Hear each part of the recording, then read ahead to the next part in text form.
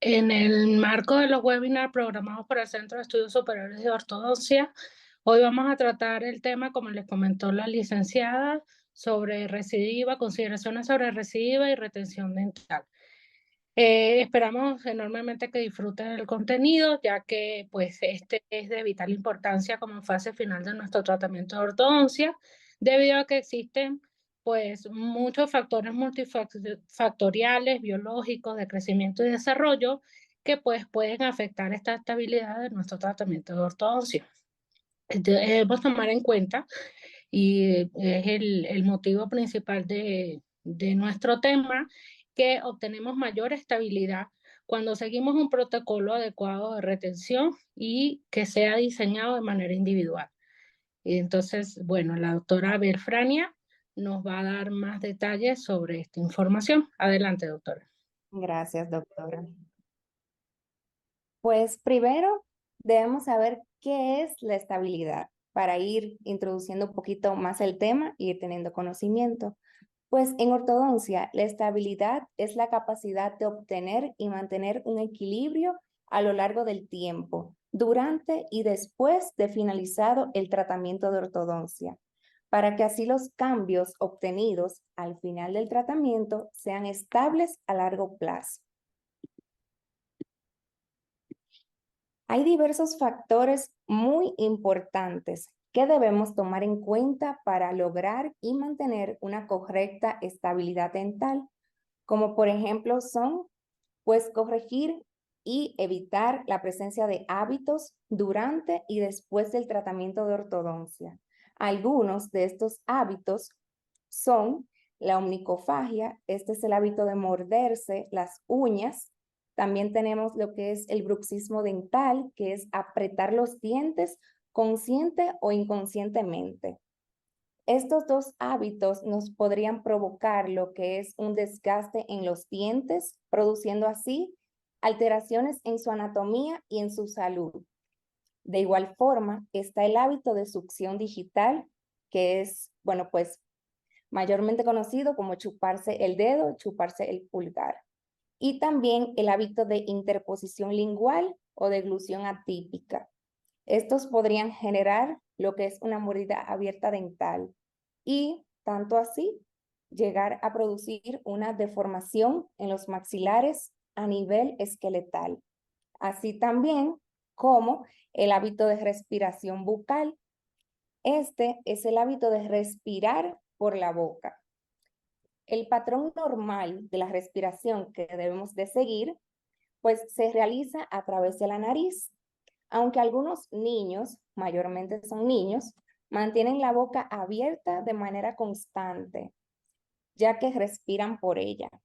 Esto podría generar alteraciones o malformaciones de la musculatura facial a pasar el tiempo según van creciendo. Por eso debemos de tener en cuenta e ir erradicando esos hábitos según los niños van pues creciendo y aumentando en edad para que no se vayan agravando. En el tratamiento de ortodoncia existen algunos objetivos para obtener una mayor estabilidad dental, como por ejemplo el correcto paralelismo radicular de los dientes, un contacto interproximal adecuado, una máxima intercuspidación, una correcta nivelación del plano oclusal y en algunos casos debemos de sobrecorregir. Por ejemplo, en casos donde el paciente tenga mordidas profundas o mordidas abiertas, por si se da cualquier recidiva. Y por último, pero no menos importante, debemos de tener una correcta inclinación de los incisivos inferiores con respecto a sus bases óseas. Los sistemas fijos de ortodoncia, estos trabajan con fuerzas. Estas fuerzas son las que producen movimientos dentales y cuando se termina el tratamiento y se retira la parodontología de ortodoncia, o sea, los brackets, los tejidos quedan muy inestables por todos los cambios que se han dado a lo largo del tratamiento. Estos deben crear una adaptación y lograr un equilibrio de las fuerzas musculares en la nueva posición donde quedaron los dientes a final del tratamiento. Alrededor del diente tenemos que existen diversos tejidos de soporte, tales como son el cemento radicular, el ligamento periodontal, el hueso alveolar y la encía. Estos deben lograr un equilibrio y una adaptación entre sí para que ocurra una estabilidad biológica. Por ejemplo, las fibras colágenas del ligamento periodontal, estas tardan aproximadamente 120 días en adaptarse y reorganizarse a la nueva posición de los dientes, a la posición final. Las de inserción duran aproximadamente 6 meses y las supracrestales duran más de 1 año.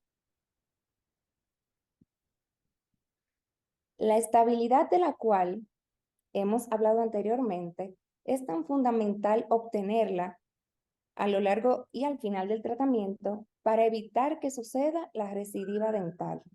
Entonces, nos hacemos la pregunta, ¿qué es la recidiva dental? Pues esta no es nada más ni nada menos que la pérdida de cualquier corrección alcanzada al final del tratamiento de ortodoncia.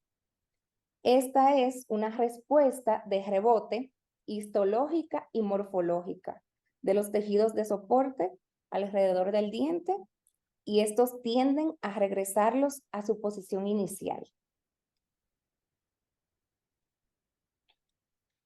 Diversos factores podrían provocar lo que es la recidiva dental, dicho anteriormente, tales como son, por ejemplo, la presencia de hábitos, el crecimiento del paciente, el envejecimiento, la presión de los tejidos blandos y, la más importante, que el paciente no cumpla con el protocolo indicado por el ortodoncista. Este es el punto clave. Los pacientes deben de cumplir pie con pie con las indicaciones a seguir de su ortodoncista a final del tratamiento. El día que les retiramos los brackets a los pacientes es el día más importante, pero estos deben saber que el tratamiento no finaliza aquí, pues en ese momento es donde pasamos a la fase verdaderamente más indispensable. Esta es la fase de retención y pues esta es la última fase del tratamiento de ortodoncia y pues por decirlo así, la más larga, porque será recomendada durante toda la vida del paciente. Pues dicho esto, la retención dental es la última fase de la ortodoncia. Este tiene el objetivo, pues, de evitar que los dientes vuelvan a moverse hacia la posición inicial donde estaban antes de empezar el tratamiento. Existen factores que determinan la estabilidad al finalizar el tratamiento de ortodoncia, tales como son, pues, el equilibrio de la musculatura facial, el diseño del retenedor, que es súper importante, porque, pues, dependiendo de la maloclusión inicial de cada paciente, sobre eso será evaluado el tipo de retenedor que llevará. Cada retenedor lleva un diseño individualizado dependiendo la maloclusión del paciente. Otro factor sería también, por ejemplo, la ausencia o la presencia de hábitos orales, como por ejemplo la respiración bucal, interposición lingual, la interposición labial, los cuales deben de ser eliminados durante el tratamiento de ortodoncia. Y pues otro punto muy importante es la edad del paciente al momento de haber finalizado el tratamiento. Ya que si el paciente pues todavía está en crecimiento, todavía el paciente va a seguir teniendo cambios. Aquí debemos de tener un mayor cuidado y una mayor revisión a lo largo de su crecimiento para evitar cualquier recidiva. Tenemos dos formas importantísimas de obtener lo que es la retención. Esto se da mediante lo que es una estabilidad biológica y una retención mecánica. Para poder lograr una correcta retención a largo plazo, debemos tener una estabilidad biológica, ya que esta se relaciona con las alteraciones neuromusculares y en los cambios bruscos en la forma y en la función de los tejidos de soporte del diente, ya explicado anteriormente. Pues también aquí vamos a tener en cuenta el tiempo de tratamiento activo del paciente. Esto todo va a influir en que los dientes tiendan a regresarse a su forma y a su función original.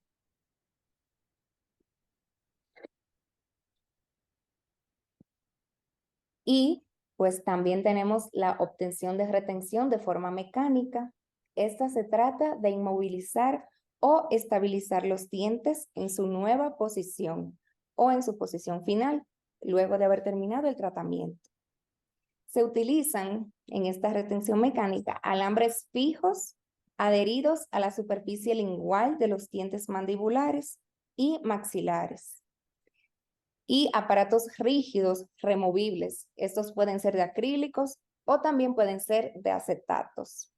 Especialmente, pues, son diseñados para prevenir los efectos de rebote y evitar que haya un cambio en la posición final de los dientes ya al finalizar el tratamiento. Como cada paciente presenta una maloclusión diferente, evaluamos la duración y el tipo de retención que va a usar el paciente dependiendo de algunos factores, como por ejemplo, estos factores podrían ser la cantidad, patrón y dirección del crecimiento, la causa de la maloclusión original, la condición de los tejidos de soporte, el número de dientes removidos y la distancia que se movieron, y también, por último, el tiempo de tratamiento que se mantuvo activo. O sea, dependiendo de la severidad de la maloclusión inicial, pues en base a eso será el tipo de retención que llevará el paciente.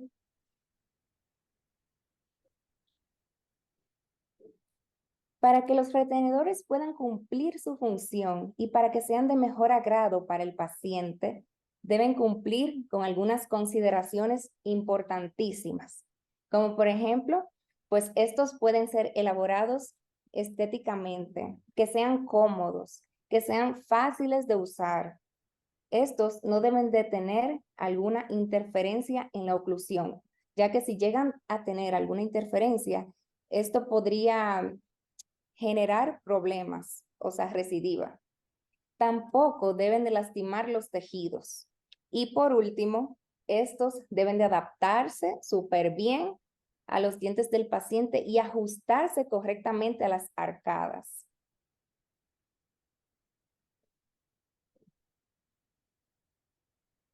Los retenedores tienen la función de cumplir con objetivos importantes.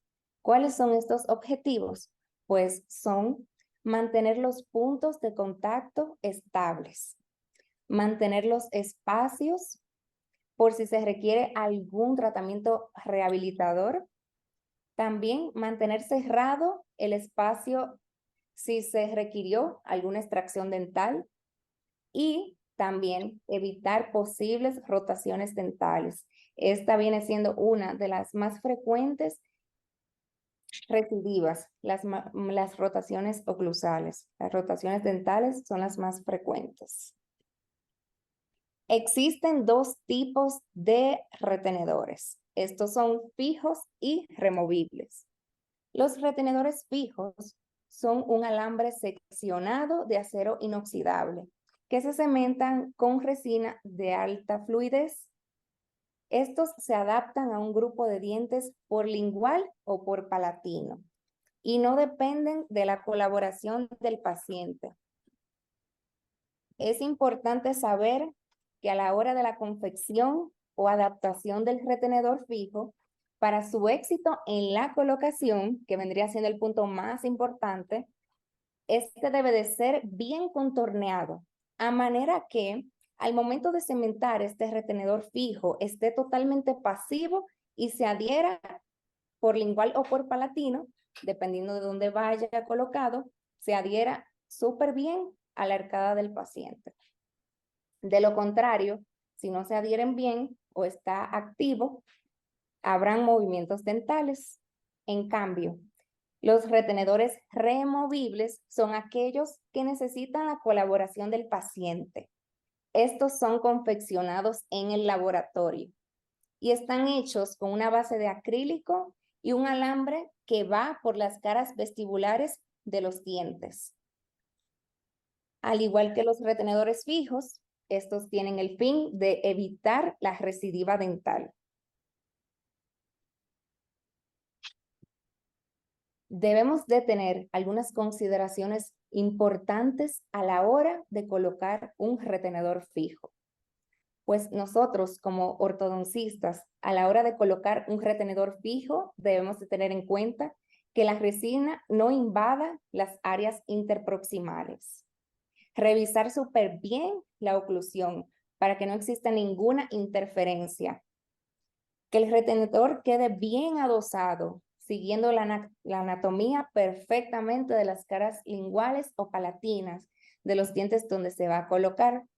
Y por último, y el más importante, es seguir un correcto protocolo de adhesión. Ahí está la clave. Existen tipos de retenedores removibles, como por ejemplo podrían ser hechos o fabricados de acrílico o de acetatos. Por ejemplo, un retenedor fabricado de acetato, pues son los retenedores termoformados. Estos retenedores son estéticos, son removibles, son versátiles, flexibles y no interfieren con la higiene, no acumulan placa y no se tienen que ajustar. O sea, se quitan y se ponen, pero el paciente debe de usarlos todo el tiempo. Solamente se lo va a quitar para comer y cepillarse. Las ventajas de estos retenedores es que pues son de fácil supervisión, proporcionan una buena estabilidad, son bien duraderos dependiendo cómo el paciente los cuide, son bien estéticos, su fabricación es fácil y sirven también como una guarda para proteger los dientes de lo que es el bruxismo dental.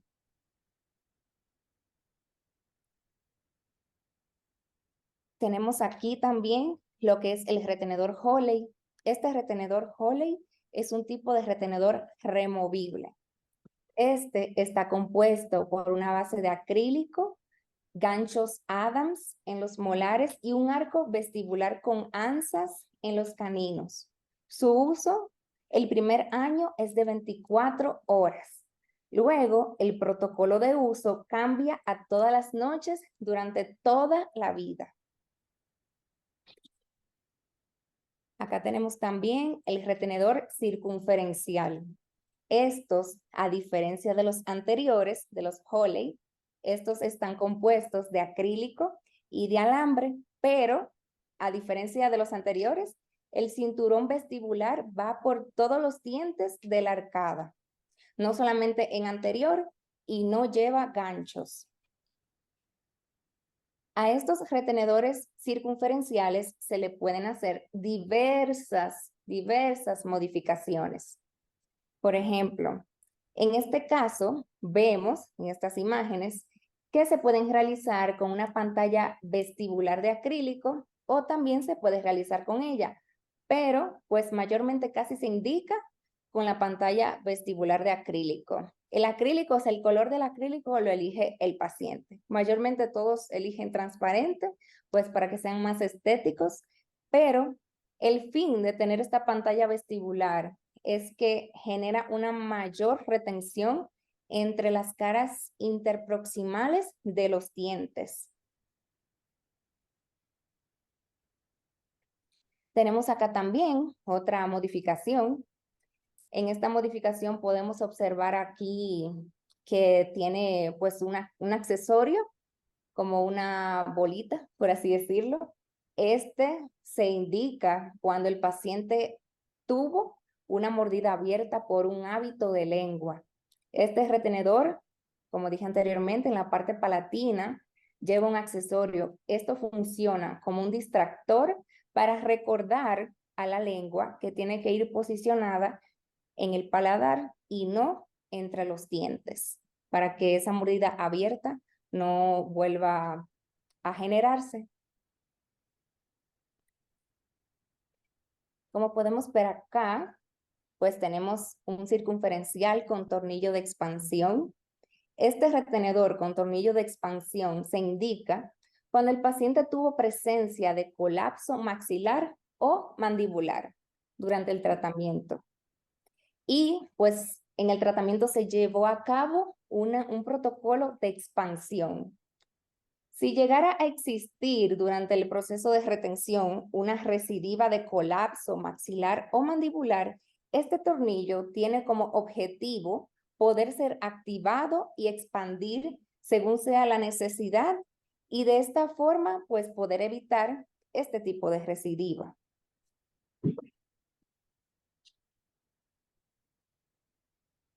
También tenemos acá este tipo de retenedor con esta modificación.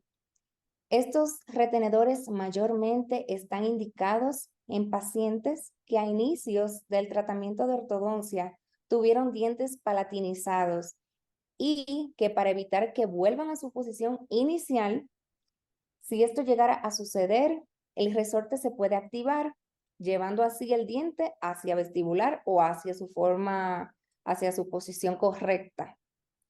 Así podemos disminuir o evitar la recidiva. Como podemos ver aquí en la imagen, este retenedor consta de un resorte fabricado de alambre. Este resorte fabricado de alambre va en la parte palatina, sumergido en el acrílico del retenedor y va en dirección al diente que estuvo palatinizado desde un inicio del tratamiento.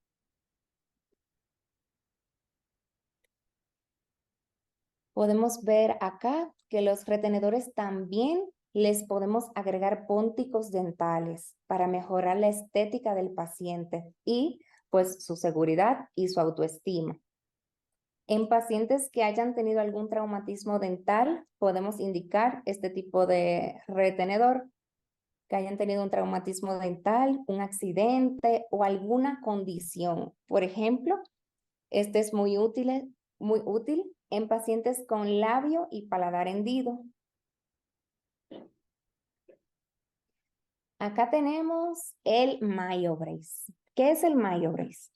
Pues el MyoBrace es un dispositivo miofuncional, el cual nos ayuda a tratar diversas maloclusiones en todo el crecimiento del paciente. En cualquier edad del paciente, este es útil. Sin embargo, este también nos puede ayudar como una retención, no solamente para tratar de corregir las maloclusiones en sí, sino también como retenedor. Estas fotografías que pueden observar acá fueron tomadas de un caso terminado en el Centro de Estudios Superiores de Ortodoncia, en el cual la paciente se sometió a lo que fue una cirugía ortognática y en su retención, al final del tratamiento, podemos observar que se indicaron retenedores termoformados superior e inferior, retenedores fijos superiores e inferiores de 2 a 2 y se indicó este MyoBrace que fue la estrella en esta retención. Este MyoBrace se indicó de uso nocturno como un complemento de la retención. ¿Y por qué se indicó este MyoBrace en este caso? Bueno, pues en este caso el MyoBrace se indicó porque se debía lograr una readaptación de la musculatura facial, logrando así también lo que es un equilibrio en este paciente que fue sometido a cirugía. Entonces, una pregunta muy importante y que nunca falta que nos hacen los pacientes es que, bueno, pues doctora, ¿cuánto tiempo llevaré mis retenedores en boca? ¿Qué tiempo los debo de usar? Y pues la respuesta no es nada más ni nada menos que durante toda la vida. O sea, el paciente debe de usar la retención indicada todo el tiempo que quiera mantener sus dientes en su posición correcta, en su posición, o sea, donde quedaron los dientes al final del tratamiento de ortodoncia. Entonces, debemos de tener un protocolo para llevar una adecuada retención, como por ejemplo, la remoción de la aparatología fija y la colocación es, o sea, la colocación de los retenedores es inmediatamente se retiren los brackets. Para los retenedores removibles, su uso es de 24 horas el primer año. Luego, el protocolo cambia a todas las noches durante toda la vida. Y las citas de control, estas son las más importantes.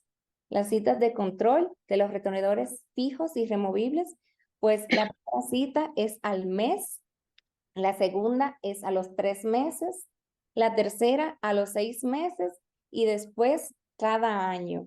Estas citas son súper importantes, pues porque a veces el paciente pierde los retenedores, el retenedor se rompe, se desajusta, entonces nosotros tomamos cartas en el asunto según lo que necesita el paciente para evitar que los dientes se muevan y que su retención siga correctamente como el primer día que se pusieron.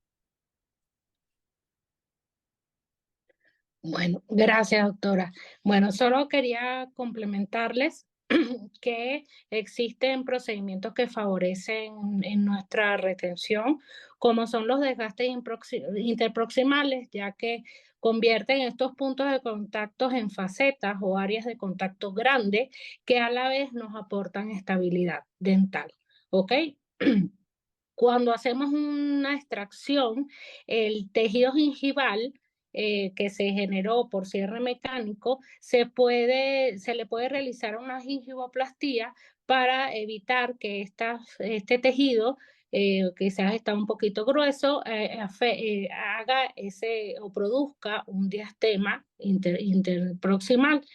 En caso de tener un frenillo vestibular bajo, se recomienda también hacer una frenectomía, ya que este tejido tiende a traccionar hacia en la zona anterior a nivel de línea media y generar un diastema. Entonces se recomienda también complementar con una frenectomía, bien sea en dos momentos durante el tratamiento y al final del tratamiento, o al final del tratamiento antes de retirar los brackets.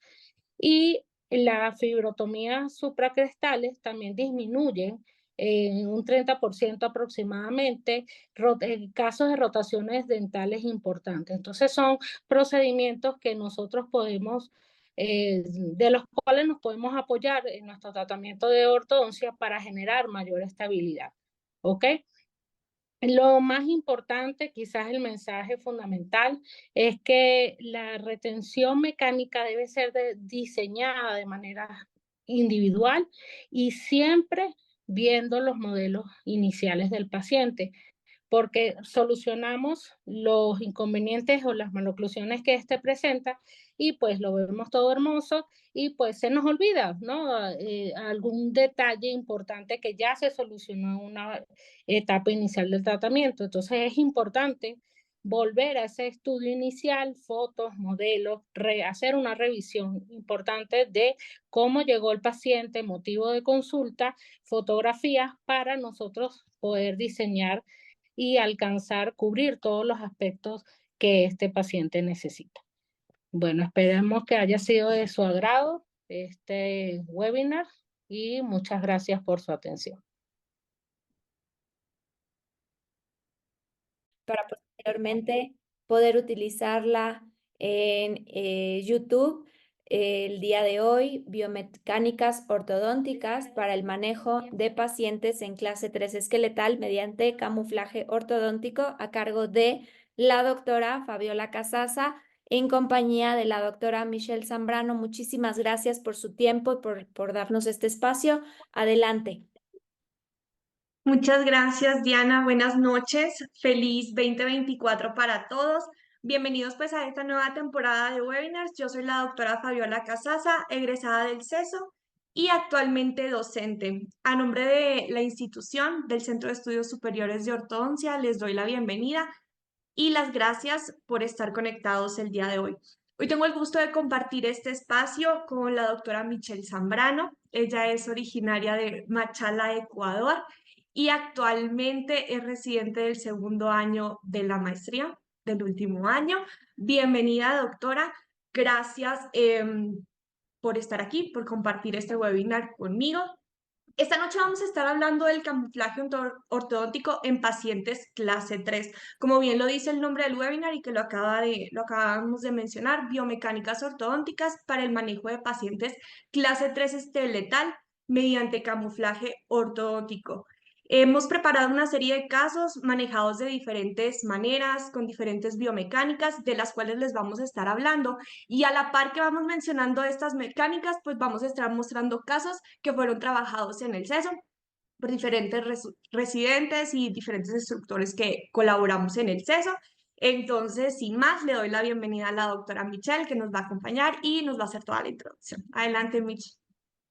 Muchas gracias, Doc. Pues es un placer para mí estar esta noche con ustedes compartiendo este tema muy interesante, que son las biomecánicas ortodónticas para el manejo de un paciente clase 3 esqueletal mediante camuflaje ortodóntico. Durante el webinar, pues vamos a estar compartiendo diferentes artículos que como tal van a ayudar a enriquecer el tema que hemos seleccionado esta noche.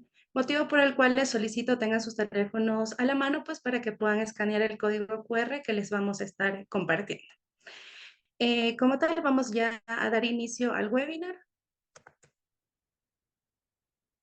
Y vamos a hablar primero de manera general, pues, de qué consiste o en qué se basa una maloclusión clase 3, definiendo a esta como un fenotipo endofacial heterogéneo que se va a caracterizar ya sea por un crecimiento excesivo de la mandíbula, por una deficiencia del maxilar o por una combinación de ambas alteraciones.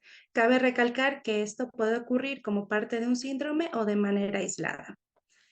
Este tipo de maloclusión puede llegarse a presentar en los pacientes desde etapas muy tempranas y es aquí la importancia de un correcto abordaje o de una correcta intercepción en etapas tempranas para reducir como tal la necesidad de un tratamiento quirúrgico en etapas tardías del paciente. Dentro de las características pues, que va a presentar un paciente con una maloclusión clase 3, tenemos primero lo que es la relación incisal borde a borde o también una mordida cruzada anterior, que se caracteriza por una relación anterior de los incisivos inferiores en relación con los incisivos superiores. Aquí podemos observar imágenes de pacientes que fueron tratados en el Centro de Estudios Superiores de Ortodoncia. Como segunda característica tenemos que estos pacientes van a presentar un poco de desarrollo del maxilar o una atresia maxilar. Este de aquí, ¿a qué nos va a hacer referencia? Pues es una patología de origen multifactorial que se caracteriza como tal por un colapso transversal de la arcada, lo cual implica una carencia del suficiente espacio para poder disponer de manera correcta las piezas dentales dentro del arco. Y como tercera característica, a diferencia de la atresia, tenemos un prognatismo mandibular que nos hace referencia como tal a un crecimiento excesivo de la mandíbula que este llega a desencadenar problemas que afectan al paciente no solo físicamente, estéticamente, sino también psicológicamente. De la misma forma, pues el paciente puede llegar a presentar una masticación anormal, lo cual va a influir en una inadecuada nutrición.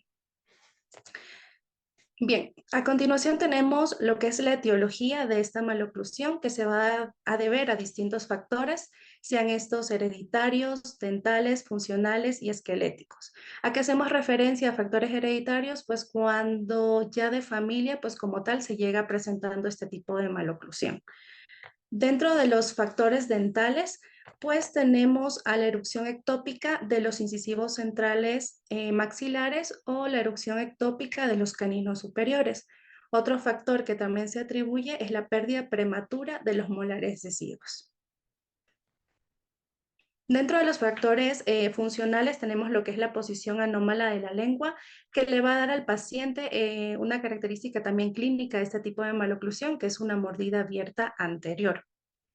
Otro factor funcional que se atribuye a este tipo de maloclusión son factores neuromusculares o problemas en las vías aéreas o problemas nasorrespiratorios. Para explicar un poquito esto, les he puesto estas imágenes tomadas de cortes de tomografía de este tipo de pacientes, en donde del lado izquierdo podemos observar de color rojo una vía aérea completamente estrecha. Y enfocándonos a lo que son los factores esqueléticos, más que todo nos hace referencia al ancho transversal del maxilar. ¿Cómo vamos a medir o cómo vamos a tomar este tipo de discrepancia? Pues tomando como referencia el ancho intercanino y el ancho intermolar, que son las flechas que nos indican en las imágenes que les estoy proyectando a continuación. Pues bien, una vez que ya hemos hablado de manera general de en qué consiste una maloclusión clase 3, las características que ésta presenta y su etiología, pues es importante o nace esta interrogante sobre qué procedimiento o cómo debo abordar este tipo de pacientes. Entonces, siempre es importante tener en cuenta que la cirugía y la ortodoncia no son tratamientos alternativos para una misma maloclusión, ya que este de aquí va a depender como tal de la severidad y las características que va a presentar el paciente para nosotros poder observar si el pronóstico mediante métodos ortodónticos va a ser completamente eficaz.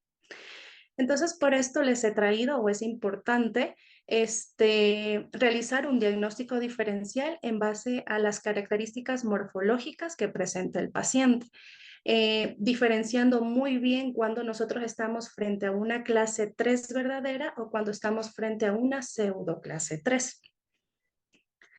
A continuación, pues, les traigo el siguiente código QR, si gustan pueden escanearlo, para poder revisar un poquito más la bibliografía sobre la diferencia entre este tipo de pacientes.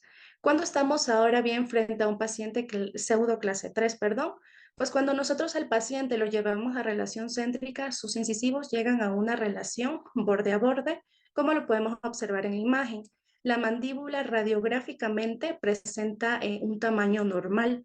Sus incisivos superiores se encuentran retroinclinados y sus incisivos inferiores proinclinados, o incluso en este tipo de pacientes se pueden llegar a adoptar una posición normal. En relación céntrica, pues el perfil del paciente se observa recto y en su posición habitual ligeramente cóncavo. Nos hace referencia más que todo este punto que el perfil del paciente no se encuentra completamente afectado. Y también podemos encontrar en este tipo de pacientes una relación molar clase 1 o clase 3. Ahora bien, cuando nosotros estamos frente a una verdadera clase 3, pues cuando observamos un retrognatismo o micrognatismo del maxilar superior muy marcado, pues como lo podemos observar en esta radiografía cefálica de la paciente, un prognatismo o macrognatismo mandibular de la misma forma muy marcado, un crecimiento excesivo de la mandíbula, lo cual va a desencadenar una alteración en el tamaño de ambos maxilares. Sus incisivos superiores se encuentran muy proinclinados, mientras que sus incisivos inferiores se encuentran retroinclinados, tratando como tal de buscar una compensación dentoalveolar.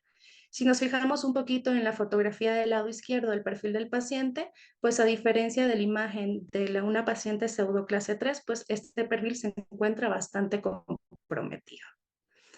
Entonces, estas son las dos alternativas que nosotros como ortodoncistas le podemos dar al paciente que llega a presentar este tipo de maloclusión. De la misma forma, es importante tener en cuenta que hay muchos pacientes que por miedo a una intervención quirúrgica siempre tratan de evitar como tal este procedimiento por diferentes riesgos que se puedan presentar o de la misma forma por el alto costo que esta conlleva. Y es aquí pues, perdón. No, continúa, perdón, ahorita hago un paréntesis. Y es aquí pues donde nace nuestra alternativa de camuflaje para este tipo de pacientes, que como tal busca obtener una oclusión completamente funcional y estética a través de una compensación dentoalveolar. Aquí aquí es importante lo que tú comentabas ahorita, una compensación dental, ¿sí? Eso es importante que lo tengamos en cuenta y que desde un inicio se lo hagamos saber también al paciente. Esos casos que nosotros vamos a mostrar ahorita son casos que bien, como lo mencionamos, como lo mencionaste ahora, son casos que se pudieron haber trabajado quirúrgicamente porque de inicio tienen un diagnóstico quirúrgico, ¿no? Hay una discrepancia ósea entre los maxilares, entonces en muchas ocasiones pues eso se puede trabajar quirúrgicamente. Ahora bien, hay diferentes opciones, o sea, hay opciones para el paciente. Un tratamiento quirúrgico, un tratamiento camuflaje. Y camuflaje siempre y cuando esas condiciones biológicas lo permitan, ¿no? Eventualmente ahorita vas a mencionar un poco de eso. Y eso es importante también. Otra cosa que es importante es saber la necesidad del paciente o qué es lo que busca, porque mediante un camuflaje dental nosotros bien hacemos un cambio dental, hacemos un cambio en la oclusión, hacemos un cambio funcional en estos pacientes, como la imagen en la que presentas en este momento. Pero si bien el perfil, como la imagen que mostraste hace un momento o la radiografía, ese cambio, ese perfil tan marcado, pues mediante un camuflaje dental no logramos mayor cambio. Sí, eventualmente hay una modificación labial de ese perfil, dada que hacemos inclinaciones dentales, ¿no? Compensamos dentalmente, entonces claro que hay un cambio facial, pero no al igual como si sometiéramos a un paciente a cirugía, ¿sí? Entonces eso es importante saberlo desde el inicio, qué es lo que busca el paciente, a qué viene, ¿no? Si en verdad es un paciente con un prognatismo muy marcado y él en verdad quiere hacer un cambio tanto funcional como estético, pues siempre está la opción quirúrgica y desde un inicio tenemos que hacerle saber eso al paciente, ¿no? Claro, vamos a lograr resolver el caso, vamos a lograr mejorar la oclusión, la función, sobre todo, que es lo más importante, pero de pronto se puede ver un poco comprometida la parte estética, ¿no? O el perfil facial que presenta el paciente, pero bueno, esto se habla desde el inicio con el paciente, desde que tenemos los estudios de diagnóstico y se le brindan las opciones, para entonces nosotros, que es nuestro tema, poder llegar a la parte del camuflaje, pero sí el paciente tiene que ser consciente de ello, ¿no? O sea, cuáles son las limitantes y hasta dónde nosotros podemos trabajar un caso como camuflaje, ¿no? Sí, es correcto. Y justo en base a estos límites o a estas características que usted nos acaba de mencionar, pues vamos como tal a hablar de qué nos ofrece en sí un camuflaje. Este procedimiento, vamos como que solamente a realizar un cambio a nivel dental, más los cambios esqueléticos o tejidos blandos van a ser relativamente bajos, a diferencia de que si un paciente se sometiera a un tratamiento quirúrgico. Entonces, dentro de la estrategia para un camuflaje clase 3, que es lo que se va a realizar como tal, pues nos enfocamos en el modelo que tenemos del lado izquierdo. En la parte anterior va a ocurrir una proinclinación de los incisivos superiores y retroinclinación de los incisivos inferiores. Esto en la parte anterior. Enfocándonos en la parte inferior, ¿qué se va a realizar? Pues una distalización de los molares inferiores y una mesialización de los molares superiores. De la misma forma, pues como nos aportó la doctora, es importante tener en cuenta que siempre tenemos nosotros límites cefalométricos, los cuales nos indican cuándo sí podemos como tal realizar un camuflaje ortodóntico y cuándo netamente un paciente sí o sí tiene que ser manejado quirúrgicamente. Nos indica este artículo que para realizar una compensación dentoalveolar tenemos que tener en cuenta el ángulo formado del incisivo superior, que es la línea punteada a nivel del maxilar, en relación al horizontal de Frankfurt, que nos da como un valor base 120 grados. En la parte inferior, pues vamos a tomar como referencia el ángulo del incisivo inferior al plano mandibular, que nos da un ángulo, un punto de referencia que son alrededor de 80 grados. Tomando como referencia estos valores, analizando radiográficamente al paciente, podemos considerar si se puede resolver mediante camuflaje ortodóntico o si el paciente es netamente quirúrgico. Entonces, una vez teniendo claro la diferencia entre ambos tipos de maloclusión, cuando estamos frente a una clase 3 verdadera o una pseudo clase 3, vamos ahora sí a hablar de las diferentes opciones de tratamiento para corregir este tipo de maloclusión, las diferentes biomecánicas pues, que nosotros abordamos en la escuela para manejar este tipo de pacientes. Como primera opción tenemos lo que es la redirección del crecimiento a través de la utilización de aparatos ortopédicos, en este caso la utilización de una máscara facial, que es una buena opción en niños que presentan un buen potencial de crecimiento. ¿Cuándo nosotros vamos a utilizar esta máscara facial? Pues cuando el paciente ya tenga erupcionados sus 4 incisivos superiores y sus primeros molares. Es aquí el momento oportuno para iniciar la utilización de este aparato ortopédico. Como tal, el abordaje con una máscara facial de protracción en edades tempranas que nos va a ayudar, pues nos proporciona como tal una fuerza anterior constante en el maxilar. Este es un método no quirúrgico indicado para la corrección de pacientes con una maloclusión clase 3 por deficiencia del maxilar, lo cual va a ayudar a modificar y reorientar el crecimiento de la mandíbula. Este tipo de aparatología ortopédica va a utilizar o se le va a aplicar una fuerza de 14 onzas. Esto va a ser a través de la utilización de elásticos, los cuales se van a anclar desde los vástagos horizontales de la máscara facial a 2 brazos que se van a encontrar soldados en bandas, que se van a encontrar adheridas en los primeros molares permanentes del paciente, como lo podemos observar en la imagen. La indicación de sus horas de uso es alrededor de 12 a 14 horas. Y como les mencioné, esta redirección en etapas tempranas va a reducir la posibilidad de un tratamiento quirúrgico, pues, para el paciente a futuro. Como segunda opción tenemos el manejo del espacio posterior. Para poder explicarles un poquito mejor esta biomecánica, pues les enseñaré gráficamente cómo manejamos el espacio posterior, en este caso luego de las extracciones de los terceros molares en el paciente. Pues bien, posterior a estas extracciones, primero se realizó, más adelante les voy a enseñar las fotografías del caso, primero se realizó el bondeo de la arcada superior en el paciente y luego de 3 meses el bondeo de la arcada inferior. Inicialmente se colocaron biturbos para como tal lograr un levante de su mordida. Con el levante de la mordida, la secuencia de arcos, la utilización de cadenas y elásticos intermaxilares, se fue manejando paulatinamente pues la forma inicial de arco que tenía el paciente y el espacio posterior, para poco a poco ir realizando lo que es una retracción, con lo que se conseguía una corrección de su sobremordida vertical y horizontal, pues que al inicio del tratamiento se encontraba completamente alterado. Podemos observar que se realizaron también dobleces compensatorios en la parte posterior y la utilización de resortes para paulatinamente o progresivamente ir realizando lo que es esta verticalización de los molares, que en conjunto pues con las mecánicas que anteriormente mencioné, al final del tratamiento se logró una oclusión completamente estable. Pues para poderlo relacionar un poquito más con las fotografías clínicas, les traigo el siguiente registro fotográfico de un paciente masculino de 32 años de edad, manejados en el Centro de Estudios Superiores de Ortodoncia por la doctora Catherine Tarco durante su maestría, bajo la instrucción del doctor Jordán Sol. Podemos observar en este paciente pues la colocación de los biturbos en los órganos dentales 17 y 27 y el bondeo inicial únicamente de la arcada superior.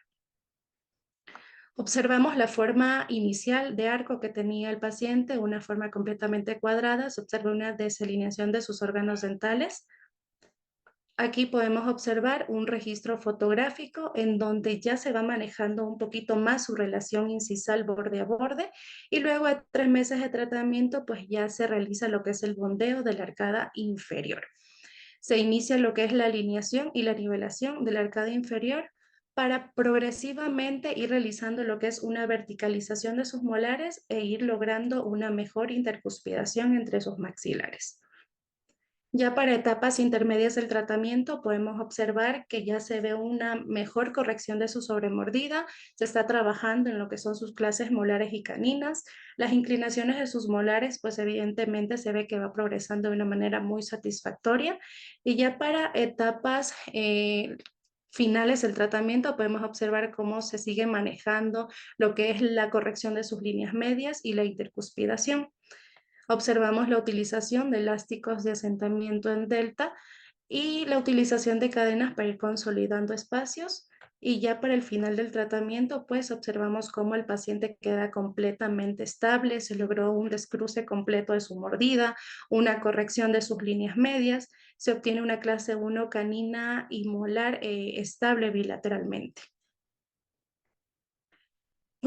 Como tercer abordaje o biomecánica para el manejo de este tipo de maloclusiones es la realización de extracciones, pero en este caso de premolares.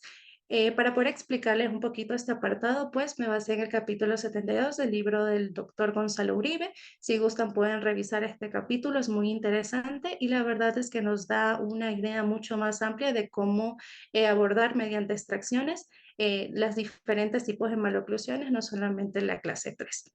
Pero enfocándonos en sí en nuestro tema del webinar de esta noche, pues nos indica que para nosotros realizar exodoncias de premolares, es importante evaluar si el paciente presenta apiñamientos severos. Cuando también evaluamos en el paciente que como tal no tiene suficiente perímetro de arco para hacer las correcciones dentarias necesarias. Cuando el paciente presenta un crecimiento vertical severo, biprotrusiones dentoalveolares severas o curvas de Spin muy pronunciadas. De la misma forma, cuando mediante un tratamiento de camuflaje con extracciones se busca mejorar el balance facial, y también para la corrección, ya sea de mordidas verticales abiertas y cuando el paciente presenta mordidas cruzadas anteriores. Aquí les he traído una secuencia de exodoncias. Esto se aplica a diferentes tipos de maloclusiones, no solamente a las maloclusiones clase 3. Bien, dentro del protocolo de exodoncias para abordar este tipo de pacientes, tenemos que en ello se indica la exodoncia del primer premolar inferior y la extracción de los segundos premolares superiores. Esto es seleccionado netamente pues para manejar la maloclusión clase 3, sea esta dental o esquelética que llega a presentar un apiñamiento inferior o superior y una mordida cruzada anterior o también una relación incisal borde a borde. Para explicar un poquito este protocolo de extracciones, les traje el siguiente caso que fue manejado por la doctora Mariela Flores bajo la instrucción de la doctora Isabel Zapata, de la misma forma en el Centro de Estudios Superiores de Ortodoncia. Hablamos de una paciente femenina de 21 años de edad. Podemos observar en sus fotografías intraorales que presenta un apiñamiento muy marcado en la arcada superior, su incisivo lateral completamente desplazado hacia el palatino y en la parte inferior de la misma forma podemos observar cómo se encuentra cómo presenta rotaciones dentarias dentro de su arco y una relación incisal borde a borde y su órgano dental también se encuentra lateral cruzado. Aquí observamos cómo poco a poco se fue trabajando el espacio en ambos arcos. Luego de la realización de este protocolo de extracciones, se manejó con elásticos intermaxilares e intramaxilares. Vemos una secuencia, un registro fotográfico de su tratamiento mediante la utilización de cadenas elastoméricas. Se fue realizando la consolidación de espacios en la parte superior e inferior. Podemos observar también que se colocaron los biturbos para levantar la mordida y poder realizar la mecánica de retracción sin ningún tipo de impedimento. De la misma forma, para manejar la mordida cruzada posterior que se presentaba en este paciente, se utilizaron elásticos cruzados mediante la colocación de botones en la parte lingual de los molares inferiores, anclados a la parte vestibular de los molares superiores. Para la verticalización de sus molares podemos observar en sus fotografías laterales que se utilizaron resortes para poco a poco ir realizando la verticalización de estos molares e ir realizando la retracción y el cierre de espacios. Ya para el final de su tratamiento, observamos que termina con una oclusión completamente estable, una clase 1 molar y canina, una forma ideal de arco ideal y una correcta intercuspidación. Como tercer caso, para corroborar un poquito más el manejo de un paciente clase 3 mediante extracciones de premolares, pues les traigo el siguiente caso. Se trata de una paciente femenina de 14 años de edad. Fue manejada por la doctora Montserrat Sánchez bajo la instrucción de la doctora Isabel Zapata. Hablamos de una paciente clase 3 esqueletal con crecimiento hipoivergente. En sus fotografías intraorales, en su arco superior e inferior, notamos el apiñamiento muy marcado que presenta tanto en su arcada superior e inferior. De la misma forma, esta paciente fue manejada mediante extracciones. En su secuencia de registro fotográfico evidenciamos cómo notablemente mediante la utilización de secuencias de arcos, cadenas y elásticos, pues se fue realizando la corrección y el cierre de estos espacios para al final del tratamiento pues obtener una forma ideal de ambas arcadas. Aquí tenemos sus, perdón, sus fotografías intraorales de frente y laterales. Podemos observar que la paciente al inicio del tratamiento presentaba un canino completamente ectópico. Uno de los objetivos también de este tratamiento fue la incorporación de este órgano dental al arco y el manejo como tal del espacio luego de las extracciones.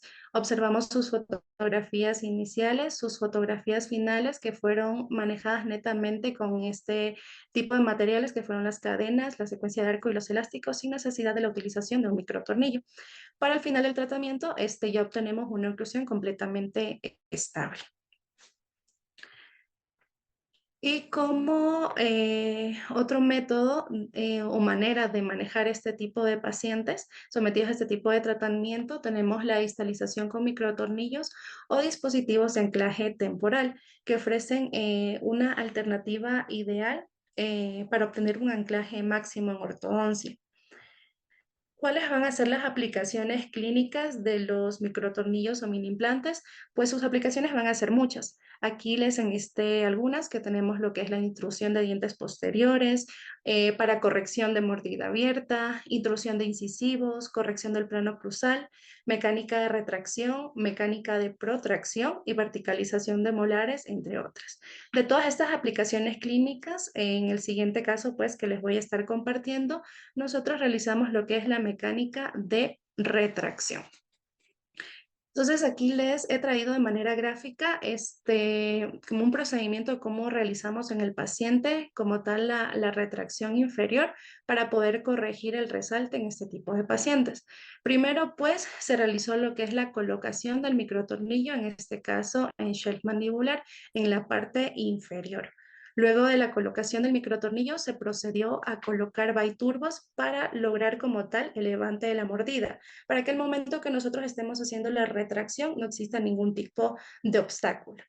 Entonces se colocaron los biturbos y posterior a esto se colocó una cadena sujeta a un vástago que se encontraba a nivel de caninos y premolares para como tal iniciar la retracción, en este caso el segmento posterior. Una vez que se realizó la distalización, pues se procedió en este caso a realizar la distalización o la retracción del segmento faltante, en este caso el segmento anterior. Y una vez que se realizó se realizó completamente ya toda la retracción, pues se consolidaron los espacios tanto superiores como inferiores mediante la utilización de cadenas elastoméricas. Finalmente, pues, una vez que ya se logró una corrección de su overjet, de su overbite y se terminó como tal la retracción en este paciente, pues se procedió a la utilización de elásticos de asentamiento para poder obtener finalmente una oclusión completamente estable. Para tener un poquito más claro lo que les acabo de explicar gráficamente, les traigo a continuación este caso clínico manejado por la doctora Doménica Rodríguez bajo la instrucción del doctor Jordán Sol. De la misma forma, se trata de una paciente femenina de 16 años de edad que el examen clínico pues, presenta una clase 3 esqueletal con un patrón de crecimiento hiperdivergente. Podemos observar en su análisis intraoral que la paciente presenta una mordida cruzada, pero únicamente en sus órganos dentales 12 y 22. Presenta una mordida borde a borde, un apiñamiento superior e inferior y líneas medias no coincidentes.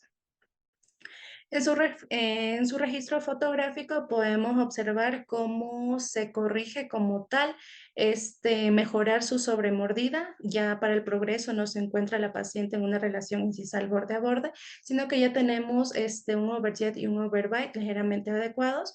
Vemos que durante su progreso aún se sigue trabajando en la consolidación de sus clases caninas y sus clases molares.